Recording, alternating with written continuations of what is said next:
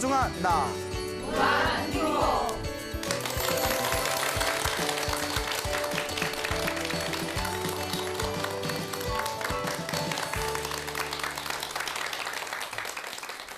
예, 만나서 반갑습니다. 예, 광우 스님이라고 합니다. 그 부처님 당시에 있었던 일입니다. 부처님 당시에 그 499명의 도적대 무리가 있었다고 합니다. 예, 그래서 이제 499명의 이제 도둑의 무리가 있었는데 마을을 다니면서 수많은 사람들을 괴롭히고 그리고 온갖 해악을 저질렀다고 합니다. 네, 금방 몇 명이라고 했죠? 499명. 예, 안 잊어먹으셨네요. 예, 머리 좋으시네요. 그때 땀바 바티카라는 사람이 있었대요. 땀바 다티카라는 사람이 있었는데 이름이 어렵죠? 예. 근데 이 사람의 한쪽 눈이 애꾸 눈이고 얼굴이 엄청나게 험상궂었다고 합니다. 그래서 이제 땀바 다티카 이름이 어려우니까 그냥 애꾸 눈으로 할게요. 예, 저도 자꾸 혀가 꼬여서요. 이 땀바 다티카라는 애꾸눈이 있었는데 이 애꾸눈, 험상궂은 이 애꾸눈이 그 499명의 도적대 무리의 두목을 찾아갑니다. 두목을 찾아가서 저도 이 도적대 무리에 저도 함께 동참하고 싶습니다. 저를 받아주십시오라고 부탁을 합니다. 저도 도둑이 되겠습니다. 근데 이 두목이 딱 관상을 봤더니 아마 관상을 좀 볼 줄 알았나 봐요. 관상을 딱 보더니 아, 이 사람의 관상은 아주 나쁜 관상이다. 아니, 나쁜 놈이 나쁜 관상이다 하니까 그것도 좀 이상하죠.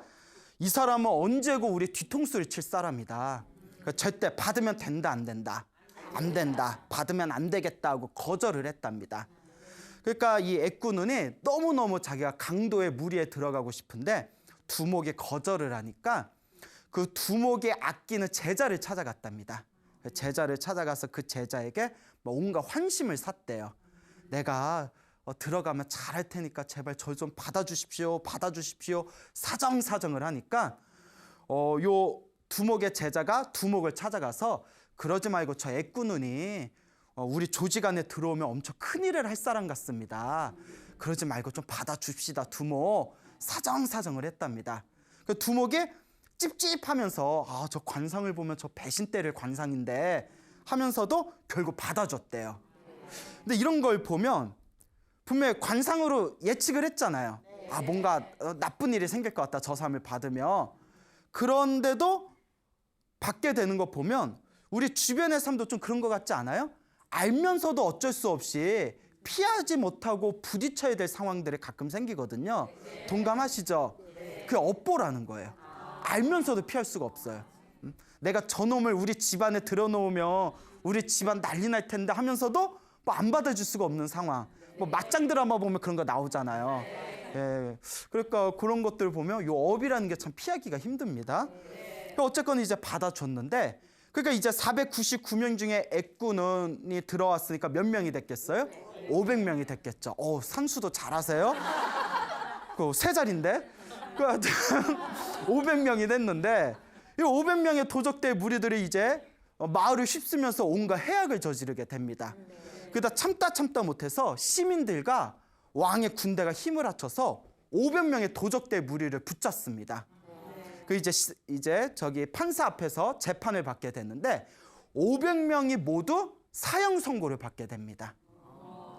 그래서 사형 선고를 받게 돼서 500명의 목을 잘라야 되는데 사실 500명 목 자르기가 쉬워요, 어려워요? 어렵잖아요. 그러니까 누가 이 500명의 목을 자르겠냐 하고 사람들한테 물어보니까 아무도 안 자르려고 하는 거예요. 우리 그런 거 있잖아요. 내 손에는 피 묻히고 싶지 않잖아요. 여러분들도 뉴스 보면 막 살인, 연쇄살인 뭐 나오고 하면 저 때려 죽여도 시원찮을 놈 하는데 막상 때려 죽여 하면 내 손으로 죽이기에는 찝찝하잖아요. 아시죠? 그런 느낌. 그 시민들이 서로 안 하겠다 그러니까 이제 재판관이 고민하다가 두목을 부릅니다. 두목을 불러서 두목에게 네가 나머지 499명의 목을 다 잘라라.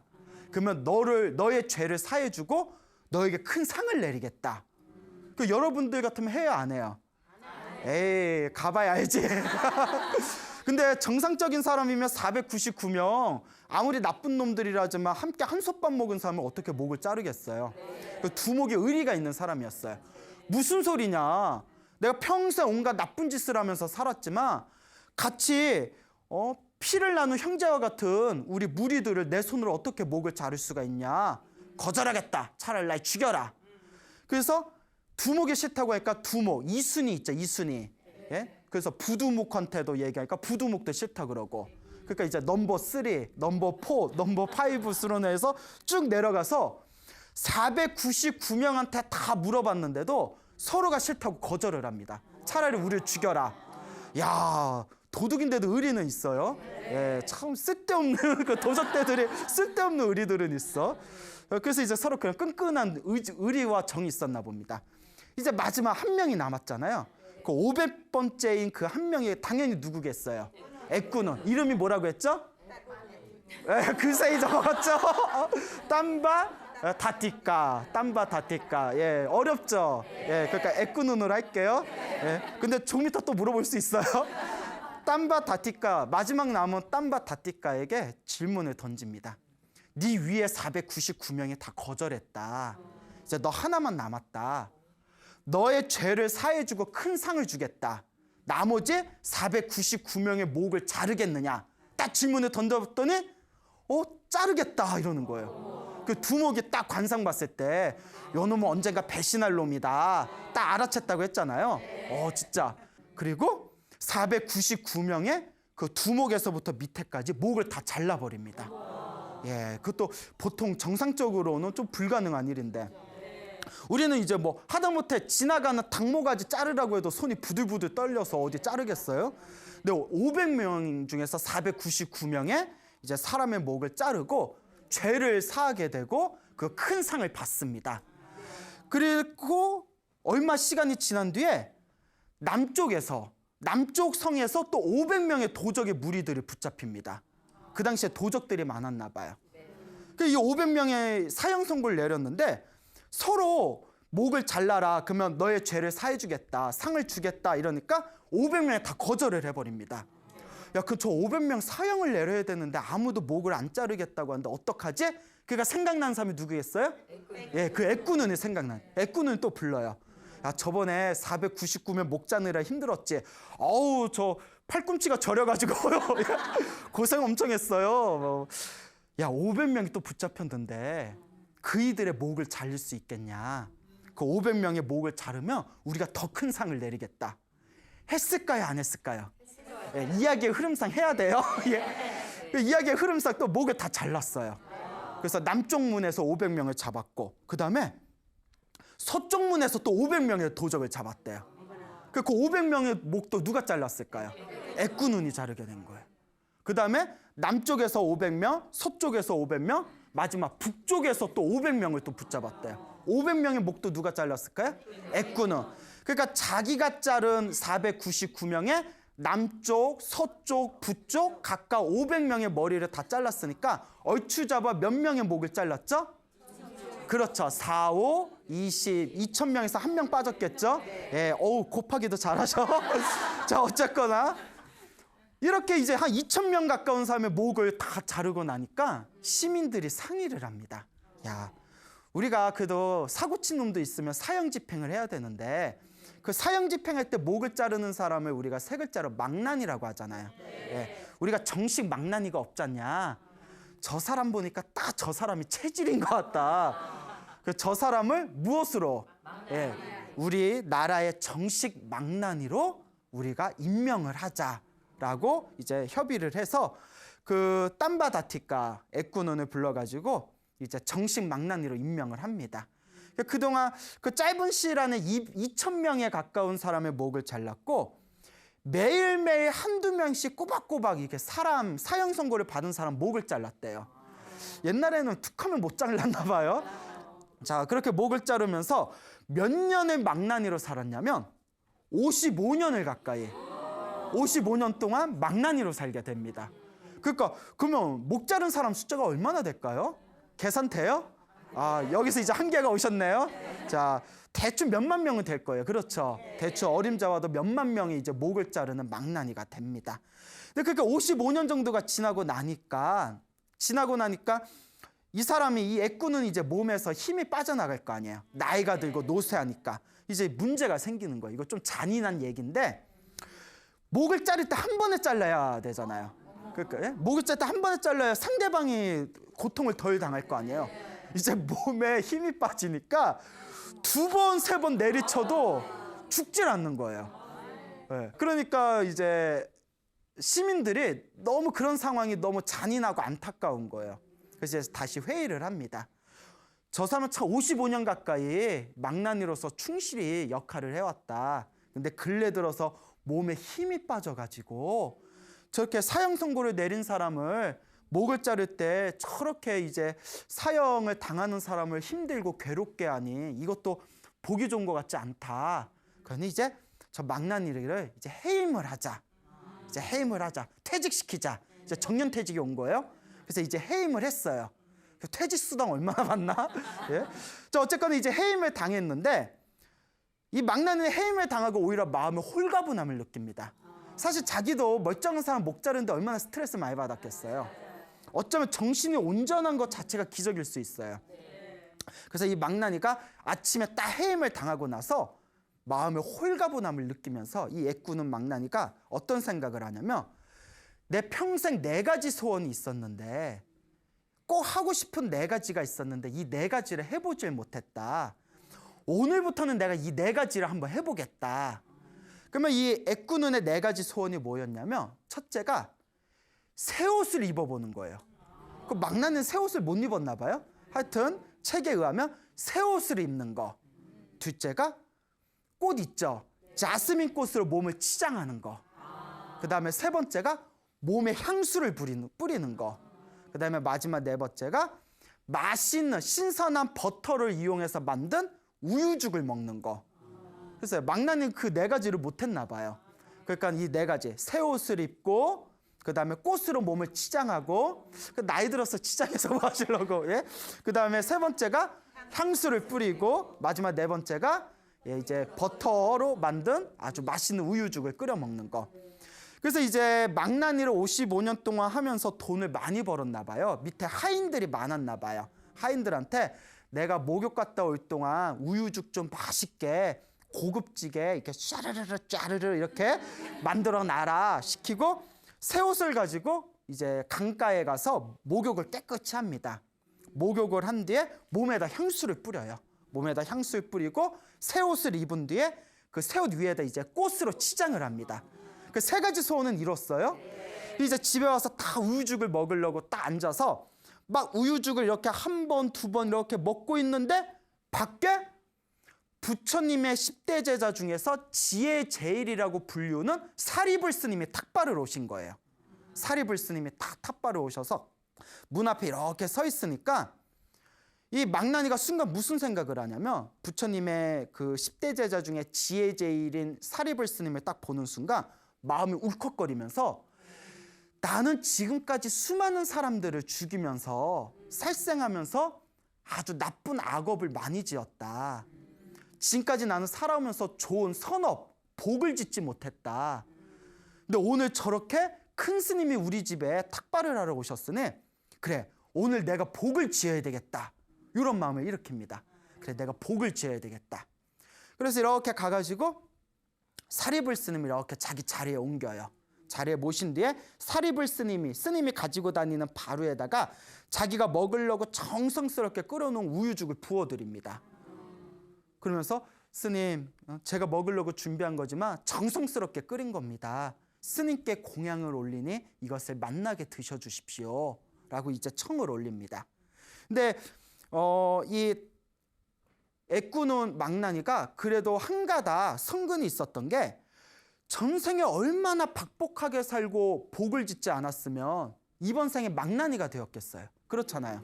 그리고 이번 생에 망나니가 되어가지고 또 엄청난 살생의 업을 많이 지었잖아요. 그러니까 그런 상황에서 내가 복을 짓겠다. 내가 선업을 짓겠다. 공덕을 짓겠다라는 마음을 일으킨 것 자체가 아주 강력한 성근이거든요. 그것도 그냥 평범한 보통 스님이 아니라 또 누구를 만났어요?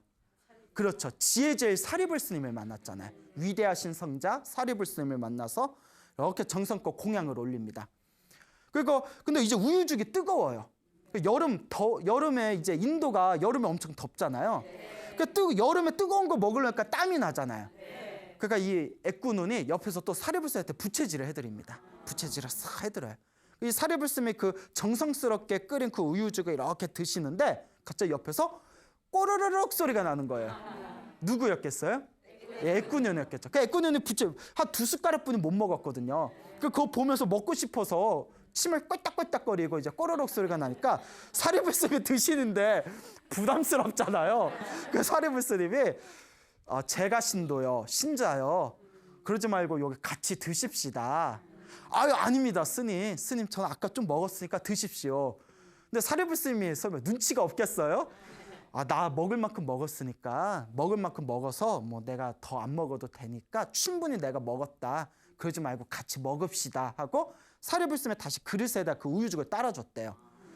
그러니까 이제 저기 애꾸는 이제 허겁지겁 먹게 됩니다. 이제 다 먹으니까 사리불 스님도 배부르시고 그 애꾸눈도 이제 배부르고 우유죽을 많이 끓였나 봐요. 그래서 부처님의 법도는 신도가 부처님이나 스님에게 공양을 올리면 부처님과 스님은 그 신도를 위해서 법문을 해주는 게 원칙입니다. 그러니까 신도들에게 음식을 받고 스님은 음식을 준 신도들에게 법을 전하는 게 원칙이에요. 그래서 이제 공양을 다 마치고 이제 그 애꾸눈 망나니 제가 신도를 위해서 사리불 스님이 이렇게 법문을 해줍니다. 부처님의 법을 딱 법문을 해주는데 요 제가 신도 애꾸눈 망나니가 집중을 못하고 자꾸 눈이 왔다 갔다 하고 막 이렇게 몸을 막 자꾸 비비 꼬는 거예요. 막 뭔가 산란한 느낌이 듭니다. 사리불 스님이 딱 알아채고 제가 신도요, 신자요, 무엇이 불편합니까? 왜 이렇게 집중을 하지 못합니까? 그러니까 요 애꾸눈이 솔직하게 얘기합니다. 법문에 집중하려고 하는데 자꾸 제가 오랫동안 잔인하고 나쁜 짓을 한 업이 있어서 그런지 자꾸 집중을 할 수가 없습니다. 마음에서 죄책감이 느껴지고 무언가 부처님 법문에 집중할 수가 없습니다. 라고 솔직하게 얘기합니다. 여러분, 이거 되게 중요한 거예요. 우리 불자분들을 보면 어떤 분들은 스님의 법문을 듣거나 부처님 경전 공부를 할 때 집중을 굉장히 잘하는 분들이 계세요. 그러니까 사실 스님 법문이 뭐가 재밌겠어요? 예능 프로가 더 재밌지. 예? 그 수많은 예능 프로 있잖아요. 근데 스님들 법문만 들으면 그냥 재밌고 좋고 집중하고 이런 분들이 있거든요. 이런 분들은 전생에 복을 많이 지은 거예요. 업장이 옅은 겁니다. 얇은 거예요.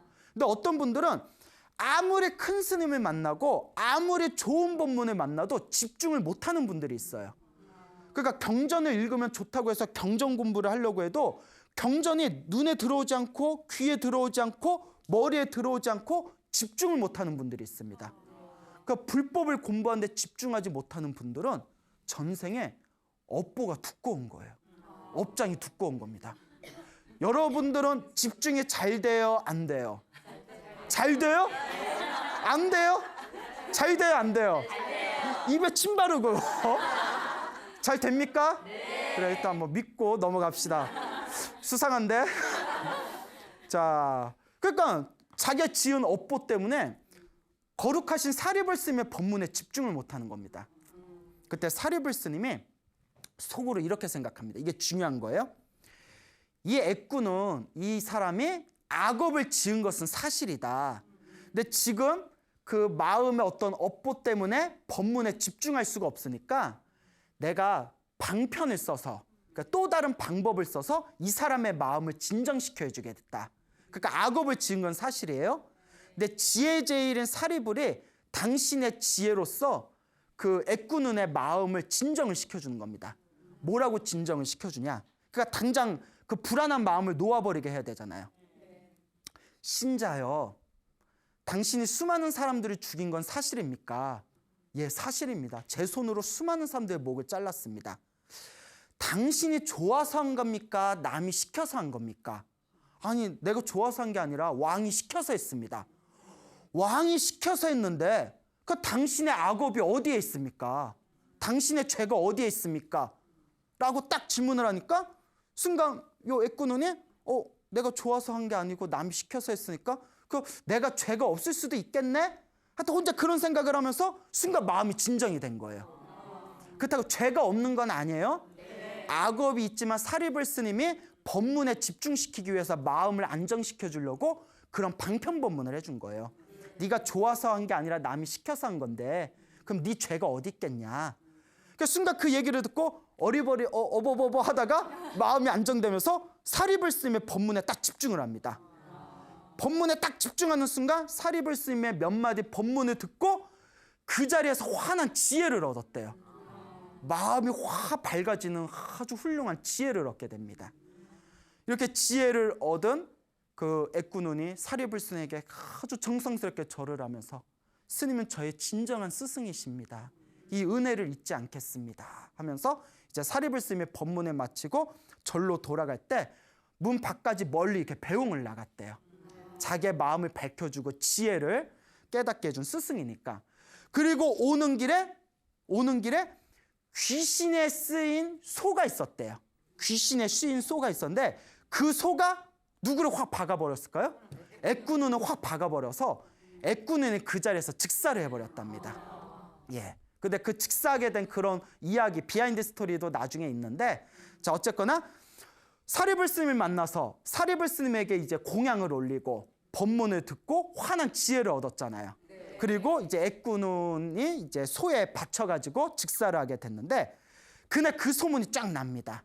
그 절에서 저녁에 스님들끼리 대화를 나눠요. 스님들끼리, 야, 애꾸눈 망나니가 55년 동안 수많은 사람의 목을 자르다가 오늘 해임을 당하고 오늘 점심 때 사리불 스님에게 공양으로 죽을 올리고 그리고 오늘 저기 소에게 들이받쳐서 그 자리에서 죽음을 당했다. 그러니까 이 세 가지가 한 번에 일어나진 거예요. 근데 평생 동안 사람의 목을 잘랐던 이 애꾸눈이 죽어서 어디에 태어났을까? 그러니까 수많은 사람들 목을 잘랐을까? 지옥에 떨어졌을 거 아니에요. 부처님께서 딱 지나가다가 스님들끼리 대화하는 소리를 듣게 됩니다.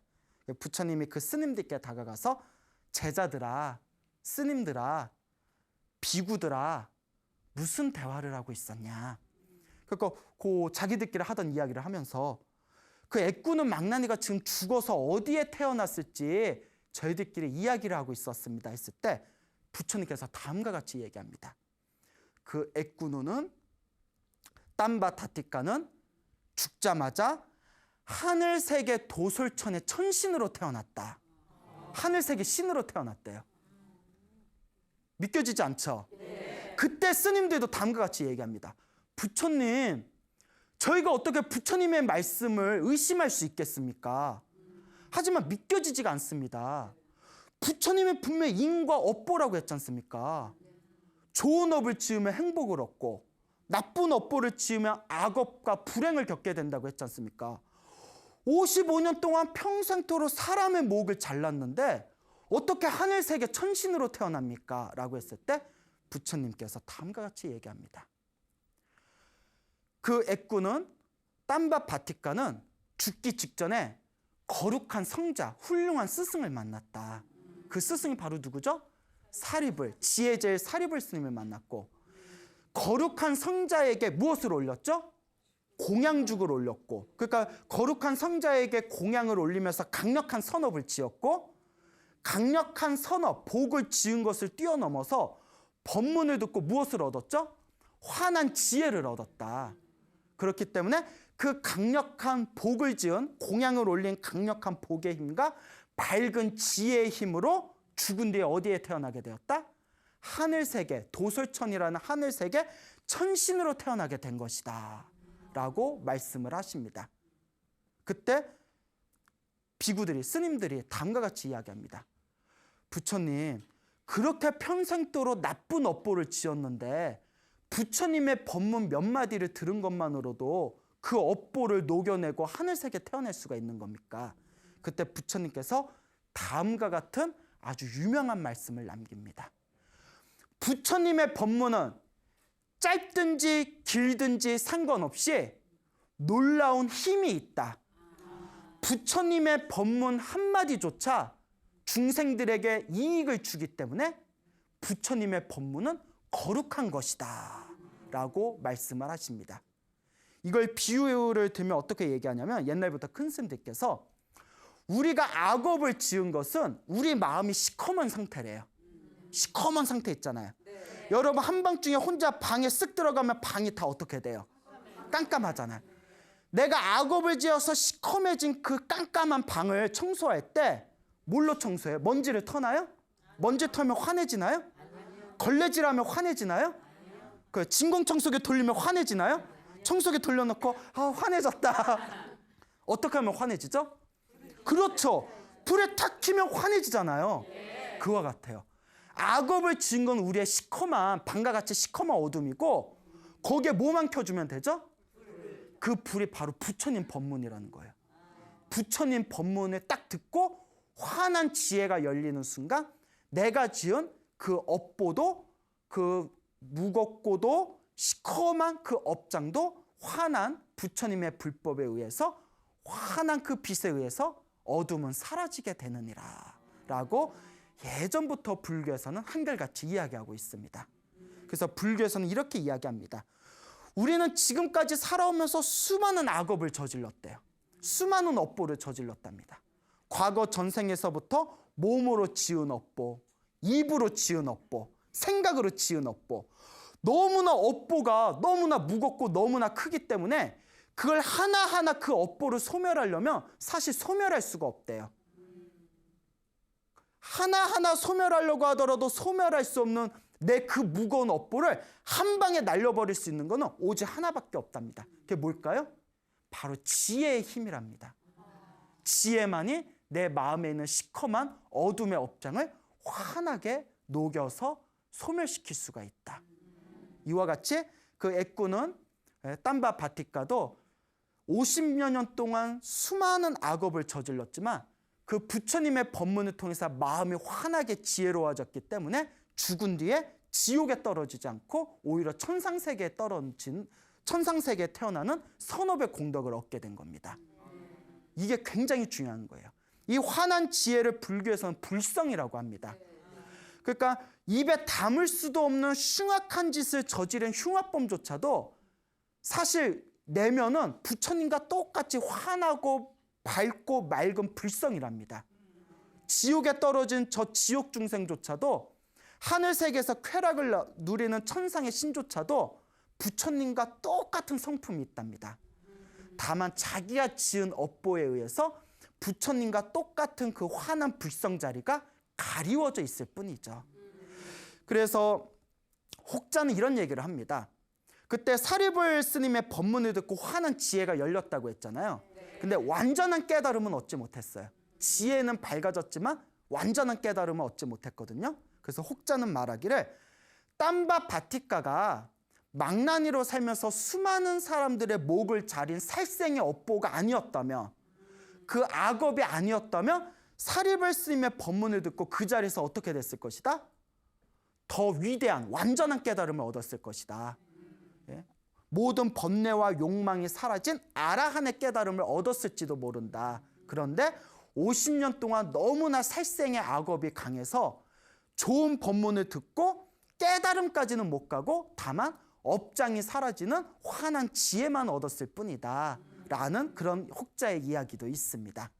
자, 어쨌거나 우리가 지은 이 업보라는 거, 그리고 우리는 이 이야기를 통해서 엄청난 희망과 교훈을 얻을 수 있습니다. 사실 50년 동안 수많은 사람들의 목을 자른 업보가 굉장히 무겁지 않습니까? 그런 어마어마하게 흉악하게 무겁고도 무서운 업보조차도 부처님의 가르침을 통해서 우리가 얼마든지 소멸시킬 수가 있다. 이거는 우리들에게 엄청난 희망을 주는 교훈적인 이야기입니다. 여러분들 살아오면서 착한 일만 하면서 살지는 않았을 거 아니에요. 나쁜 짓도 했을 거 아니에요. 진짜?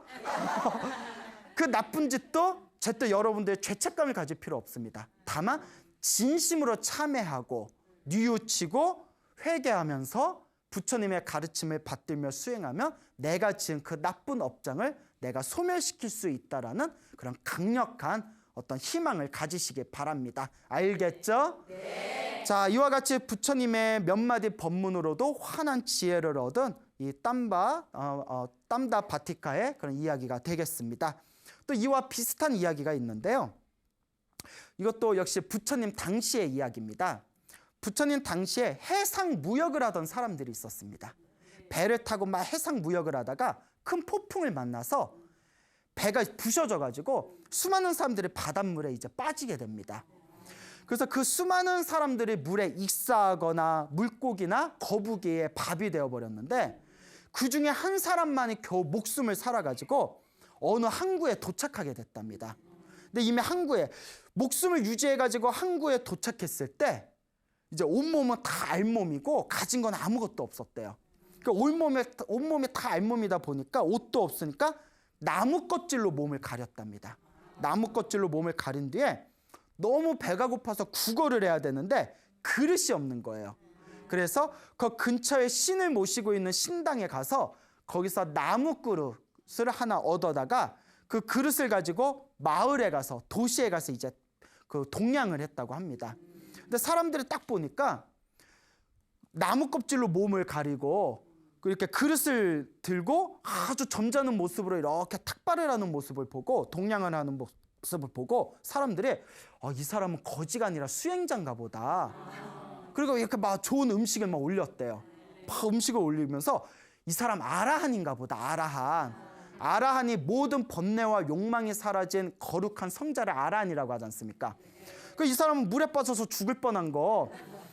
그러니까 몸을 나무 껍질로 이렇게 가린 뒤에 동냥하고 있는데 그리고도 타고난 허우대가 좋았는지 모습이 아주 점잖해 보니까 사람들이 야 아라한인가 봐 아라한. 야 저 사람이 공양 올리자고 막 이제 공양을 올렸어요. 이 사람이 이거 웬일이지? 막 대박 막 이러면서 그러다가 이제 사람들이 점점 소문을 듣고 몰려들어서 온갖 진귀한 옷과 보물과 돈과 음식을 올렸대요. 근데 이때 이 사람이 머리가 잘 돌아갔나 봐요. 저 사람들이 아무것도 가진 게 없는 나한테 이렇게 잘하는 건 내가 이렇게 검소한 모습으로 수행자인 것처럼 보이기 때문에 그런 거다. 근데 내가 저 사람들이 주는 대로 저 좋은 옷을 입고 돈을 받고 생활하면 저 사람들이 다들 나를 떠나버리게 될 거다. 그냥 지금같이 지내자. 예. 그러니까 이제 그 종교를 가지고 사기꾼 행세를 하는 거예요.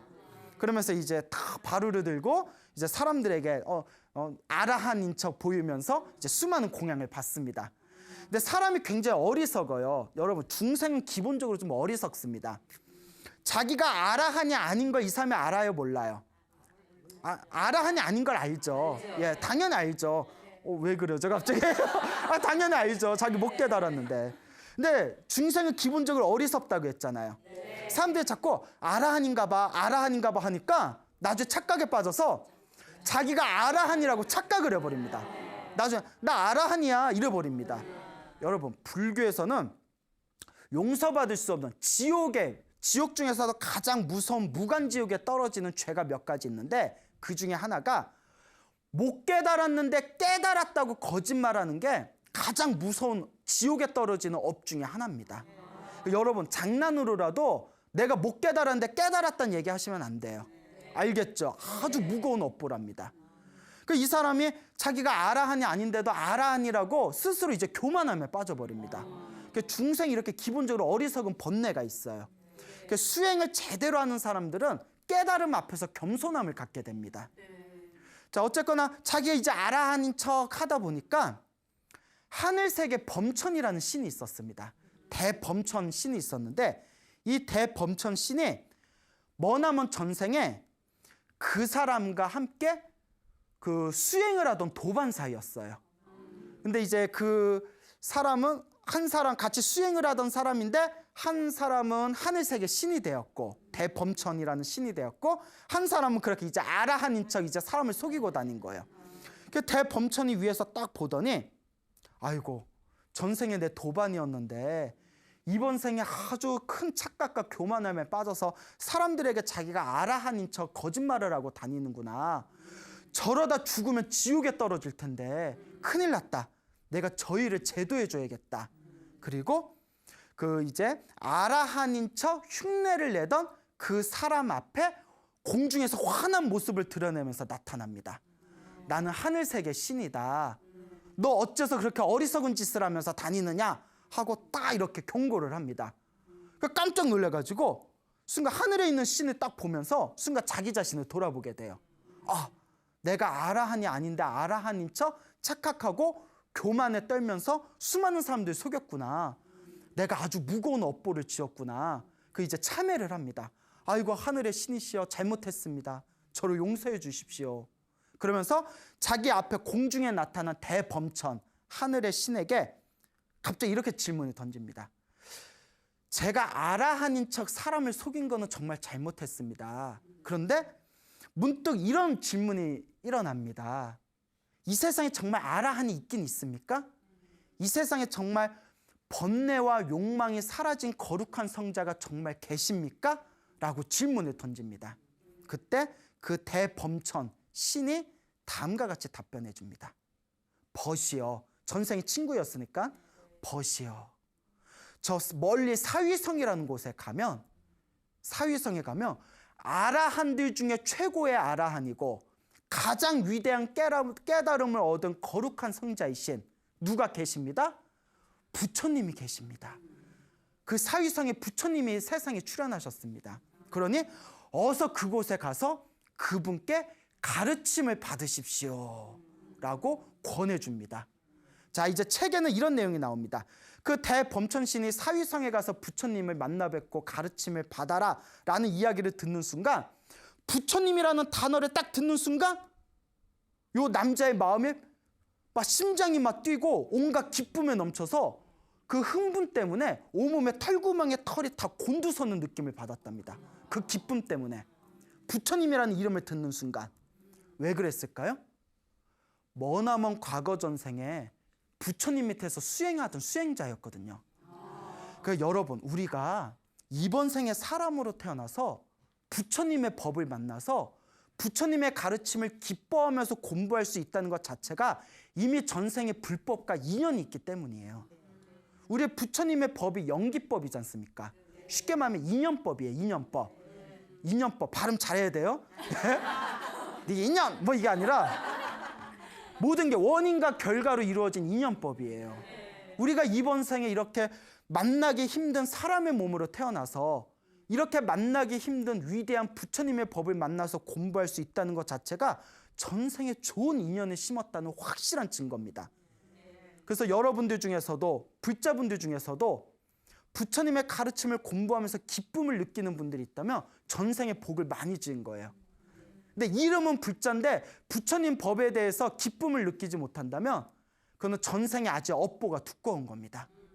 여러분은 기쁨이 느껴져요? 안 느껴져요? 그래요. 믿고 사는 사회, 밝은 사회. 아니 그래요. 느껴져요. 예. 자, 그래서 그 기쁨에 넘쳐가지고 사위성으로 달려나가게 됩니다. 사위성으로 가가지고 부처님이 계신 사원에 갑니다. 그 지나가는 스님을 붙들고 부처님 어디 계십니까? 부처님 어디 계십니까? 부처님은 지금 사시 점심때라서 마을에 가서 공양 탁발하러 공양을 나가셨습니다.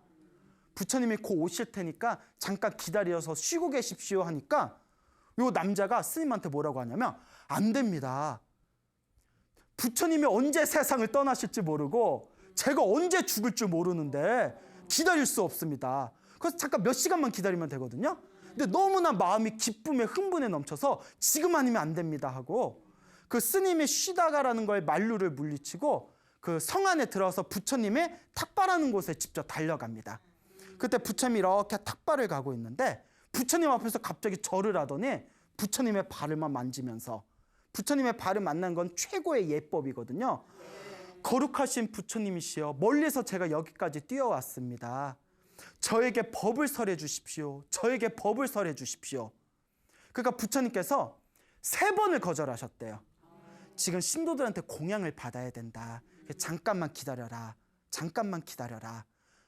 근데 부처님이 기다리라고 하면 좀 어떻게 해야 돼요? 근데 뭐라고 하면 안 됩니다. 부처님 앞에서 뭐라고 하냐면 부처님이 언제 세상을 떠나실지 모르고 제가 언제 죽을지 모르는데 지금 법을 설해 주십시오. 근데 부처님이 3번이나 거절한 이유가 있었대요. 그게 뭐냐면 아까도 그 애꾸눈 이야기 했잖아요. 법문을 들으려면 마음을 집중해야 되는데 지금 너무 흥분해서 들떠있기 때문에 지금 법문하는 걸 거절하셨대요. 아, 지금 법문해도 귀에 제대로 안 들어올 거다. 그러니 좀 진정시킨 뒤에 법문해야 되겠다. 진정시킨 뒤에 법문해야 되겠다. 근데 요 남자가 끊임없이 부처님한테 법을 설해 주십시오. 법을 설해 주십시오 하니까 부처님께서 다음과 같은 아주 짧은 법문을 내려주십니다. 자, 잘 들어라. 앞으로는 이와 같이 자신을 닦아야 된다. 잘 들어라. 보이는 것은 보기만 해라. 들리는 것은 듣기만 해라. 느끼는 것은 느끼기만 해라. 인식하는 것은 인식하기만 해라. 이와 같이 닦아라. 자, 여러분 뭐라고 했죠? 보이는 것은 보기만 하고, 들리는 것은 느껴지는 것은 인식하는 것은 불교 명상법 윗바사나의 최고의 핵심 구절이랍니다. 이 안에 윗바사라는 명상의 모든 핵심이 담겨져 있대요. 보기만 하고, 듣기만 하고, 느끼기만 하고, 인식하기만 해라. 있는 그대로 바라봐라. 있는 그대로 바라봐라. 이 법문에 딱 한 구절 듣는 순간 그 자리에서 완전한 깨달음을 얻어버립니다. 아라한이 되어버려요. 거룩한 성자, 진짜 아라한이 됩니다. 자, 그리고 아라한이 되었을 때 수많은 스님들이 너무나 놀라워합니다. 부처님이시여, 저희는 어떻게 이렇게 짧은 순간에 깨달음을 얻고 아라한이 된 것입니까? 믿겨지지가 않습니다. 어떻게 그 짧은 순간에 깨달음 아라한을 얻습니까? 부처님께서 다음과 같이 말씀하십니다. 부처님의 법문은 짧든지 길든지 상관없이 놀라운 힘이 있다. 부처님의 한마디 법문조차도 중생들에게 이익을 가져다 주기 때문에 부처님의 법문은 거룩한 것이다 라고 법문을 내리십니다. 그래서 이와 같이 그 짧은 순간에 길에서 깨달음을 얻어 아라한이 된 그 남자의 이름이 바이야 다루찌리야라고 합니다. 이름이 좀 이상하죠? 바이야 다루찌리야.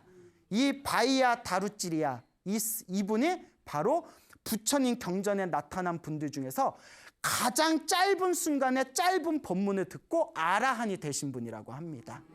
이와 같이 부처님의 법문은 한 구절 한 개송조차도 우리 중생들에게 강력한 복과 선업과 공덕을 가져다 줍니다. 그러니까 여러분, 불교에서는 이번 생에 사람으로 태어나기 어렵고 불법을 만나기 어렵다고 했습니다.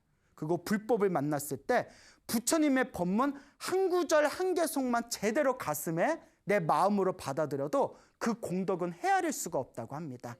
그러니까 여러분들도 이번 생에 이 부처님의 소중한 가르침을 만난 것을 기뻐하시고 마음으로 즐거워하시면서 여러분들 이 소중한 부처님의 가르침을 꾸준히 닦아나가시기 바랍니다. 여러분, 행복해지고 싶습니까? 네. 행복한 삶을 창조하고 싶습니까? 네. 복을 지으십시오. 선업을 지으십시오. 공덕을 쌓으십시오. 복과 선업과 공덕의 힘이 여러분들을 진정한 행복의 길로 이끌어 줄 것입니다. 여기서 마치겠습니다. 소중한 나!